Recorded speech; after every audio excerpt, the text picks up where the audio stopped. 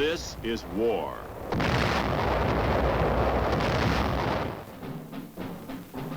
War and its masses. War and its men.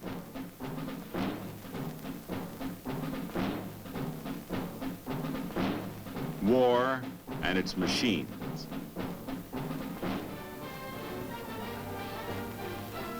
Together they form the big picture.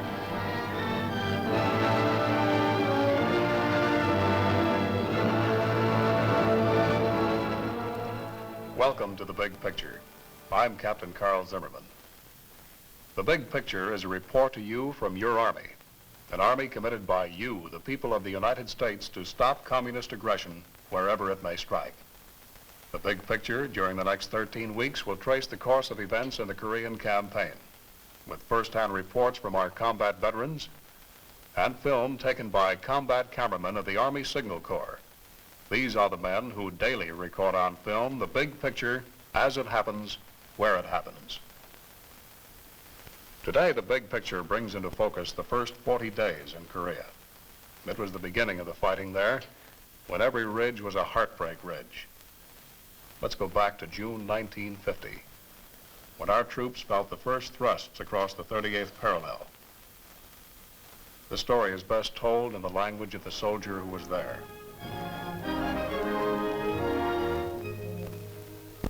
This story is hard to tell, painful, because our outfit was in training a few weeks ago. Some of the boys who were with us aren't around anymore. They were good men, good soldiers. They had learned to fight, and they had the guts for fighting. But when it came, it was like a sock on the back of the head. Korea started rough. The first 40 days were a battle for time, with a handful of men against an army. Yes, they were good men, good soldiers. And no story of the Korean War can be told without saying first how well they fought against great odds.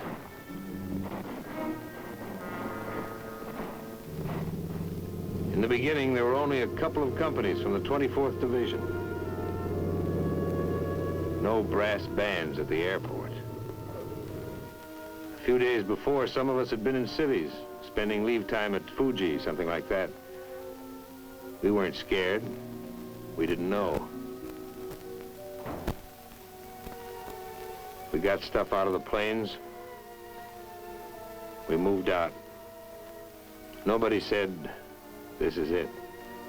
Nobody said you have arrived in Korea to beat back 5 North Korean communist divisions. Somebody did say, we're here to delay the Reds. Okay, let's go.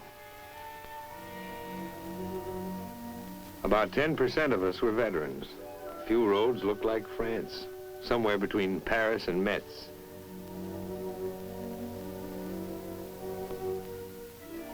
Mostly the soldiers were young, no battle experience.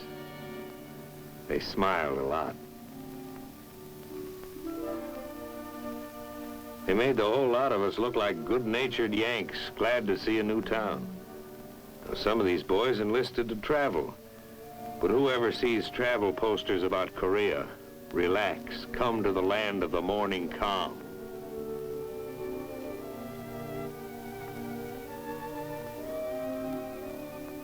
At first, the towns looked like any towns in this part of the world. And the South Korean troops like any soldiers. You know, they worry about the same things and get tired. I mean, tired. We all wanted to ask, what was it like up there? What kind of fighting, terrain, tactics, guns? But as far as we were concerned, those Koreans couldn't talk. We were in a completely foreign country with no time to get acquainted.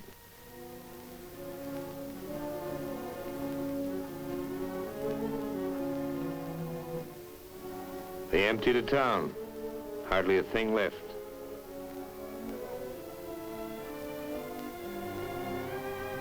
You couldn't buy anything, even if you had the time, which we didn't have. There are two ways of getting to know the terrain: walking over it and feeling how it was underneath.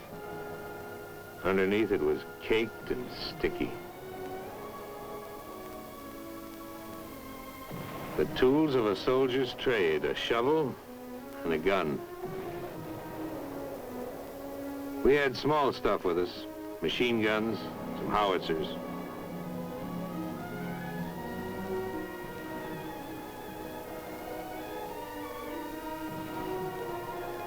It was hard to believe.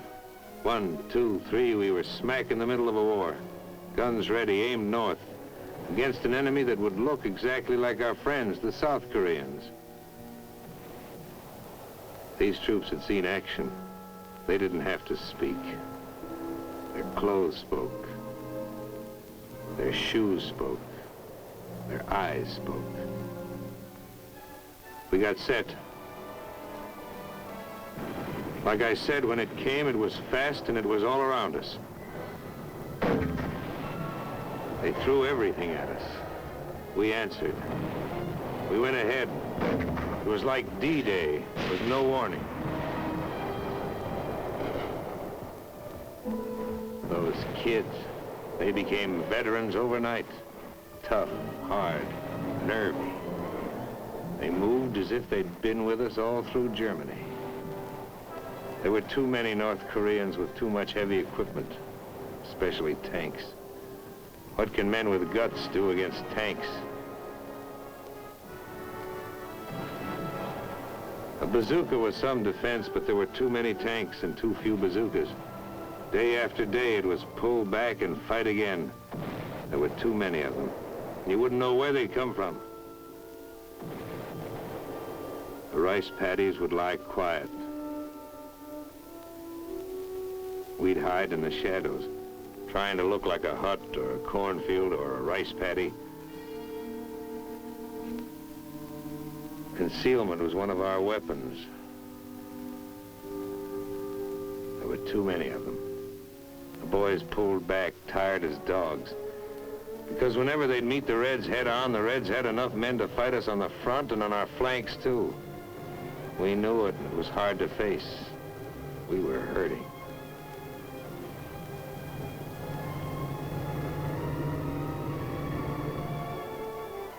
Kids would drag back so beat up they couldn't be expected to fight for at least several days. Instead of a week at a rest area, we grabbed an hour anywhere.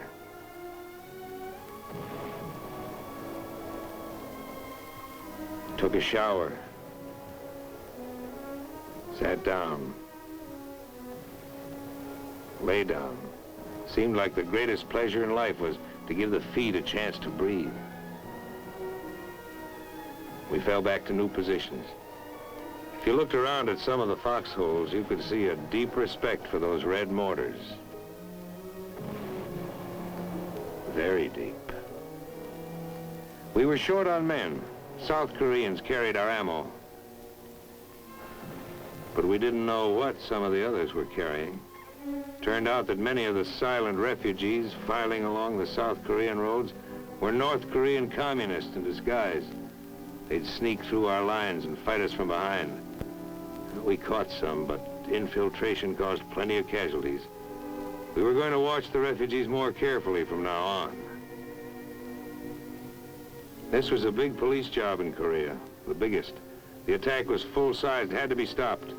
The United States Army, a small part of it, was here to help. There'd be men in other uniforms fighting with us soon. The whole world had seen this. Knew what the score was.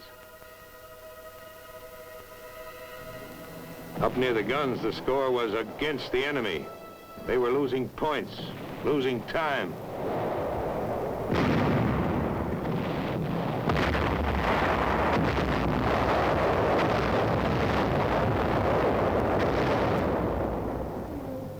There were tough decisions, but we had leaders who could make them. General Walker and General Dean. Yes, our outfits were winning. They were holding back the enemy until help could arrive. We didn't feel it yet, but reinforcements were on the way. It takes time to pour a defense program into a small country with almost nothing. Not all the stuff can get there overnight. even in an age when we're used to things traveling 400 or 500 miles an hour.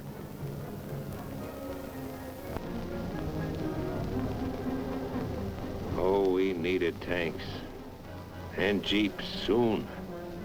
If some of the boys at the front could have heard the winches grind at the port, that would have been sweet music. And if something, television maybe, could have shown us the soldiers who were going to fight with us soon, maybe it would have been easier. As it was, the outfits in the foxholes needed every half-track and howitzer and tank they could get, and more, and the men to go with them.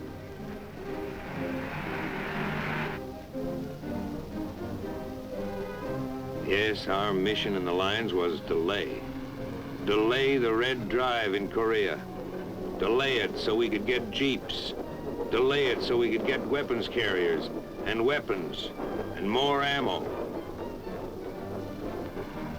Get it to us, men and equipment, wet or dry.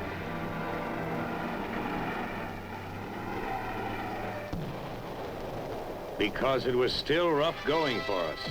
And it would stay that way for months, maybe longer, until enough men would be in Korea to strike back. Yes, it was Operation Delay.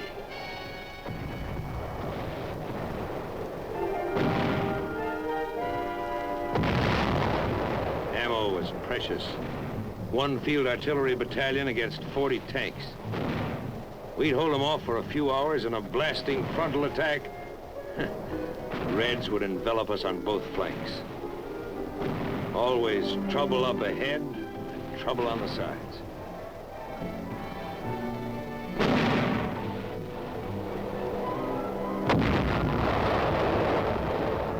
We drew back south of the Kum River, burned our bridges behind us.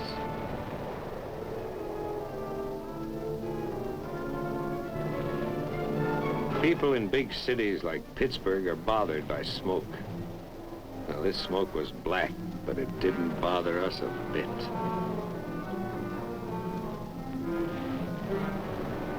Yes, smoke can look good when it's where you want it.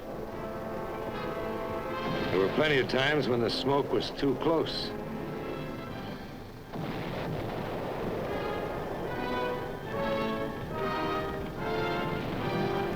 Got in your eyes, so you couldn't see anything.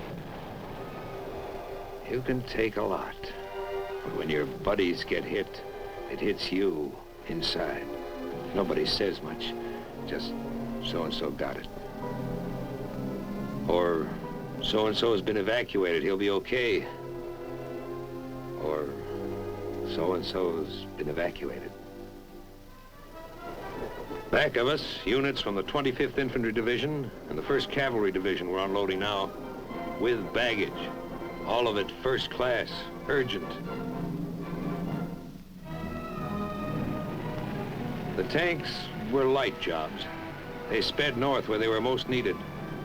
Smaller than the Russian monsters, but still a wonderful sight. Nothing was too good for a tank in this territory. Boys treated them like babies. They went over them from top to bottom, called them pet names.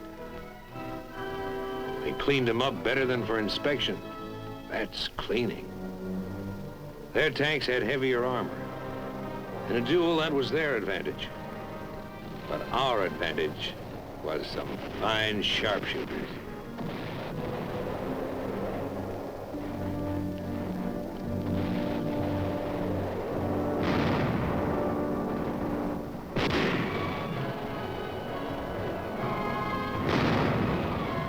They had giants.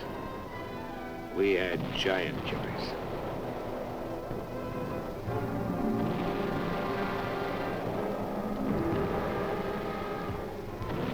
Tejan was the worst. Ask anyone where he felt it the worst, and maybe you'll hear a few other names, because it was bad all over. But most guys will say Tejan.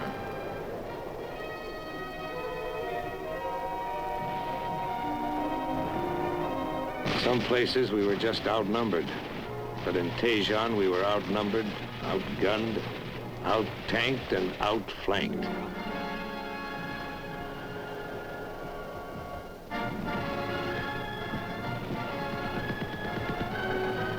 We pushed out, trying to poke a hole in their lines. No go. We tried another direction. But at the end of every road leading out of Tejon, there were thousands of North Korean troops, plenty of T-34 tanks. It got kind of confusing. There was one hot day, 100 degrees, where we just sat. There was no place to go. It was war, not the way it is in the movies. We were all tired, including General Dean. Flank attacks had cut every escape route. We gassed up, ready for a move. We were supposed to hold this hot town for 2 days. We held it for 3. It was get out or be trapped in Tejon. We got out. We fought our way out. General Dean stayed behind. He may still be there.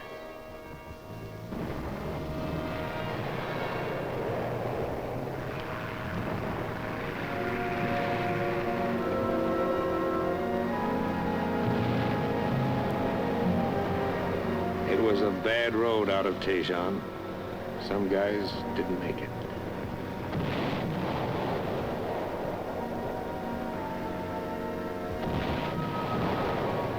Tejon was burning, a dead town.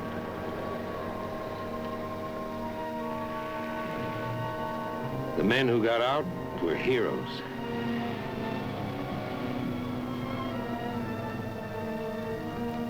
The men who didn't get out they were heroes. There's no better word.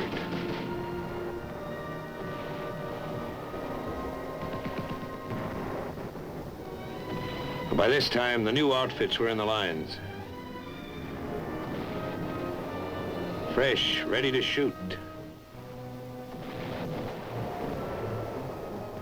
Everything set just right. Nice to hear the steady crump of your own mortars. Even nicer to hear the howitzers slamming them out.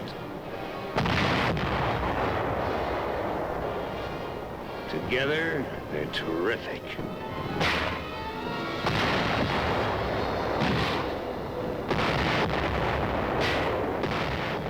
Our morale went up 5,000%. We had some pressure now. We turned it on and forced a victory. At a time like this, frontline chow tasted better than pheasant under glass.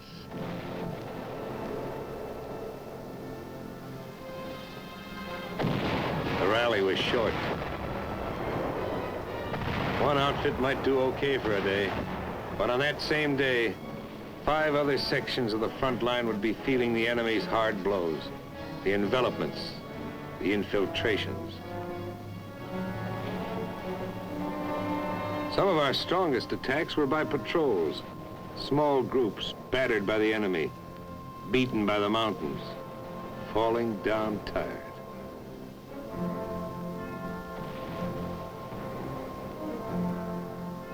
After climbing over half a dozen mountains, it made you more tired just to look at them. Felt like the bear who went over the mountain and saw another mountain.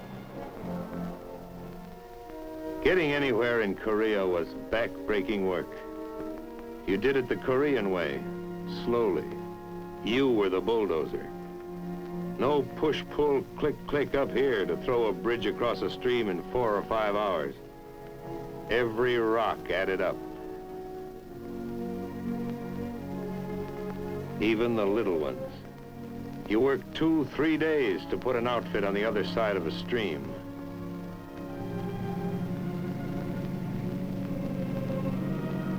The rainy season and the Korean super highways didn't help us get around. Wherever we went, we built our way. It was no good having any drag with the engineers. They had their own troubles. You were the engineers. In this battle, you did everything. Build, fight, hold, pull back, and destroy. Whenever we were about to leave a place, we planted it carefully. TNT. Planted it not deep, just deep enough so it would come up the way we wanted it to. The better you plant it, the better it comes up. A second-story job. This kind of gardening went on quite frequently. Very relaxing work. We were going to stall them up and down the whole front. And someday there'd be a turnabout that would pay those North Koreans off for what we'd been taking. And then we might have to put back all these bridges. We slowed them, but we couldn't stop them. Fighting is fighting, always rough. But it's rougher when you're forced to pull back. We gave them ground, they gave us time. We used every barrier, every river to make a stand. It was the best way of saving men.